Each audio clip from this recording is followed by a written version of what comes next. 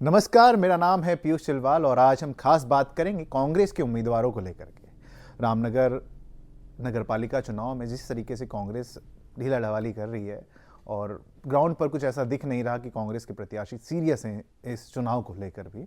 अभी हमने कुछ दिन पहले हाजी अकरम साहब से बात करने की कोशिश की और उनसे इंटरव्यू की कोशिश की कि आइए बात करते हैं, एक मसला तय करते हैं कि आपके कार्यकाल में क्या क्या काम हुए और क्या चीज़ें बात हुई। हम उम्मीदवारी को लेकर के बात नहीं करना चाहते थे, काम को लेकर के बात करना चाहते थे। तो अकरम साहब ने सीधे मना कर दिया, बोला हमें कोई इंटरव्यू नहीं देना भाई साहब, हम इंटरव्यू से कोसों दूर भाग रहे हैं। अब ठीक है, उनका अपना राइट है, right to freedom of expression है कि भाई वो चुप रहना चाहें तो वो भी उनका संवैधानिक अधिकार है। हम किसी को कंपेल नहीं कर सकते हमारे साथ बातचीत करने के लिए, लेकिन वो बातचीत करते तो शायद अच्छा होता, रामनगर की जनता क्लियर होती उनके कामों को लेकर के। इस वजह से क्योंकि एंटी इनकम्बेंसी होगी, अकरम साहब लंबे अरसे से 4 टेन्योर पूरे कर चुके नगर पालिका में, रामनगर में अपने, तो अब एक मौका है कि अब वक्त भी आ चला है कि अब उनको रिटायरमेंट ले लेना चाहिए। वीआरएस खुद ही ले लेना चाहिए कि खुद ही दावेदारी नहीं करनी चाहिए थी, लेकिन उसके बावजूद भी उन्होंने दावेदारी की है। और परिसीमन जिस तरीके से हुआ है, रामनगर की नई सीमा विस्तार हुई है और उस सीमा विस्तार में उनका जीतना तो मुश्किल था। और अगर हम बात करें, कांग्रेस के अंदर भीतर से भी आवाज़ उठने लगी थी कि अब बस बहुत हो चला है, एक शख्स से हम बोर हो चुके हैं, अब किसी और नए शख्स को लेकर के आइए, कोई नए विजनरी पर्सन को लेकर के आइए। अब क्या विजनरी पर्सन कहाँ से आएगा, ये बहुत बड़ा सवाल है। देखिए, कांग्रेस का इतिहास अगर हम रामनगर में उठा के देख लें, जब से मैं रामनगर में रह रहा हूँ, वैसे रामनगर में कोई भी रामनगर का वासी नहीं है, सब बाहर से आकर के लोग, पहाड़ों से आकर के लोग ज़्यादातर बसे हैं, कुछ मैदान से आकर के बसे हैं। तो अगर हम मूल रामनगर वासियों की बात करें तो फिर वो शहर में रहते ही नहीं है, वो तो शहर से बाहर ज़्यादा हैं, जो जनजातियाँ हैं।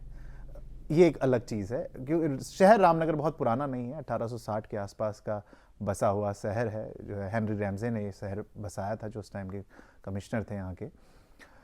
तो सवाल सबसे बड़ा ये कि रामनगर में जो बार बार बाहर से प्रत्याशी लाए जाते हैं, पैराशूट प्रत्याशी लाए जाते हैं, ये एक बहुत ही गलत ट्रेंड सेट कर रहा है। चाहे अमृता रावत की बात करें या उससे पहले नारायण दत्त तिवारी जी की बात करें, जो सीएम भी रहे, और उनके सीएम रहते भी रामनगर में कोई ऐसा बड़ा काम नहीं हुआ है जिसको देख करके मिसाल दी जाए कि हाँ भैया ऐसा विधायक होना चाहिए था। या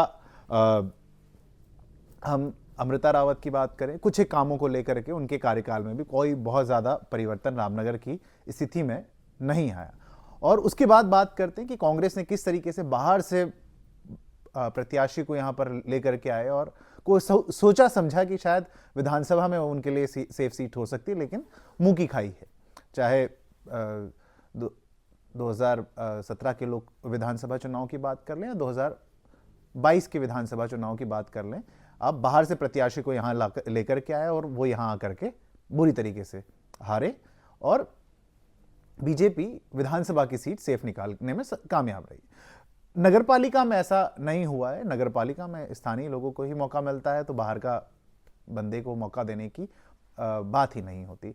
लेकिन अभी एक नाम को लेकर के खास चर्चा है कि शायद उन्हें ही टिकट मिले, क्योंकि वो पिछले कई सालों से यहाँ इस नगरपालिका की मशीनरी को संभाल रहे थे। अभी हाल ही में वीआरएस लेकर के उन्होंने कांग्रेस को ज्वाइन किया है। पांडे जी, मेरी किसी से निजी कोई मतभेद नहीं है, ना ही कोई मतभेद है, बस एक की सोच का फर्क है जो मैं आपके सामने रखना चाह रहा हूं। भाई, अभी उन्होंने कांग्रेस ज्वाइन की है, कांग्रेस के पुराने मेंबर तो नहीं है। अब कोई लोग कहेंगे कि भैया वो पुराने कांग्रेसी हैं, बचपन से कट्टर कांग्रेसी रहे हैं, ये सारी चीज़ें मायने नहीं रखती। उससे पहले वो सरकार में थे, सरकार का हिस्सा थे, और वो पहली बार अब कांग्रेस उन्होंने ज्वाइन की। तो कांग्रेस का से उनका इतिहास बहुत पुराना नहीं कहा जा सकता, नया नया इतिहास, नई कहानी है। अभी अभी उन्होंने कांग्रेस ज्वाइन की है, ठीक, ऑफिशियली कांग्रेस उन्होंने अब ज्वाइन की है। भले वो पहले से कांग्रेस के लिए काम, मतलब सरकार के लिए काम करते हुए हैं, कांग्रेस जब नगरपालिका की में मुखिया थी। सवाल यह है कि क्या कांग्रेस के कार्यकर्ता सिर्फ दरी उठाने के लिए रामनगर में जो हैं, जो ग्रास रूट लेवल पे काम कर रहे हैं, क्या वो सिर्फ दरियां बिछाने और उठाने के लिए या कुर्सियां लगाने के लिए ही हैं? भाई, वो लोग भी तो दावेदारी कर रहे हैं, उनका नाम क्यों नहीं है चर्चाओं में? जो शुरुआत से मेहनत कर रहे हैं, चाहे कयूम साहब हों या डंगवाल जी हों या कोई भी हो, जो भी या आपके पपने साहब और डॉक्टर साहब, तो इन लोगों को क्यों नहीं टिकट मिल सकता? क्यों हम पांडे जी की बात कर रहे हैं कि भाई उन्होंने वो क्योंकि उन्होंने नगर पालिका में काम किया है। देखिए, एक ब्यूरोक्रेट और एक पॉलिटिशियन में फ़र्क होता है, हमें इस बात को समझना होगा। और पॉलिटिक्स में अगर इस तरीके से चीज़ें होंगी, जो ग्रास रूट लेवल पर मेहनत कर रहे हैं उन लोगों को आप नज़रअंदाज करेंगे, तो फिर उनका भी राजनीति से, बाकी लोगों का भी राजनीति से मोहभंग होना शुरू हो जाएगा, लोग पार्टी से जुड़ना बंद कर देंगे। और ये अपने आप में कांग्रेस के लिए अपने ताबूत पे खील ठोकने जैसा ही होगा। अभी कांग्रेस में कई और हिस्से हो सकते हैं अगर ऐसा हुआ तो। भाई पहले 2 धड़े थे, एक अलग हुआ, फिर एक ही धड़ा बचा रह गया। अब अगर आप इस तरीके की चीज़ें करेंगे कांग्रेस में, रामनगर कांग्रेस, तो हो सकता है कांग्रेस के और टुकड़े हो जाएंगे।